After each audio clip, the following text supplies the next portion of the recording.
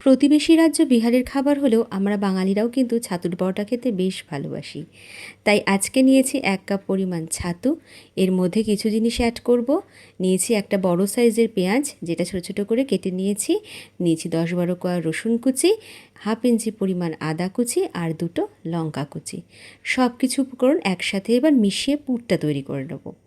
আচ্ছা, এর মধ্যে আর দিয়ে দিচ্ছি স্বাদ মতো লবণ, আর দিচ্ছি 1 টেবিল স্পুন তেল, সর্ষের তেল অবশ্যই, আর দিয়ে দিচ্ছি 1 চামচ পরিমাণ আচার।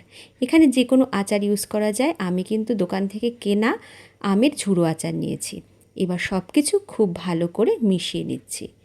এর মধ্যে বেশি কিছু দেব না, আর দেব অল্প পরিমাণে একটু জল, যাতে একটু আঠালো আঠালো ভাব হয়, ব্যাস আর কিছু নয়। এবার সব কিছু আবারও ভালো করে মিশিয়ে নিচ্ছি, আর পুরটা রেডি করে সাইড করে রাখছি। এবার আটা মেখে নেব। এখানে 2 কাপ পরিমাণ আটা নিয়েছি, আর এর মধ্যে দিয়ে দিচ্ছি 1 কাপ পরিমাণ ময়দা। শুধু আটাতেও কিন্তু বানানো যায়। দিয়ে দিচ্ছি স্বাদ মতো লবণ, আর দিয়ে দিচ্ছি 1 টেবিল স্পুন পরিমাণ সাদা তেল।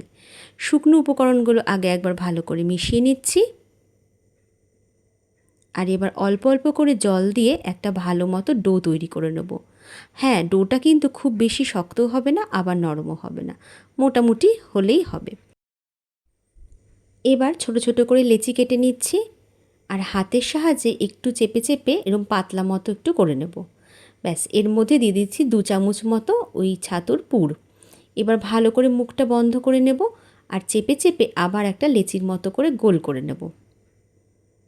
এবার অল্প অল্প করে আটা দিয়ে হালকা হালকা চাপ দিয়ে বেলে নিতে হবে, যাতে পুর কোনোভাবেই বেরিয়ে না যায়।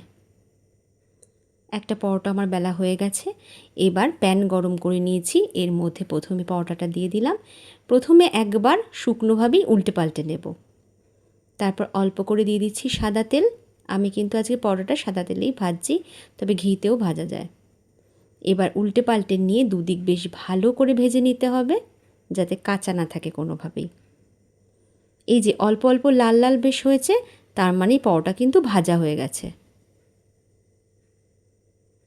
দুদিক খুব ভালোভাবে ভেজে নিয়েছি। এবার গরম গরম সার্ভ করব ছাতুর পরোটা।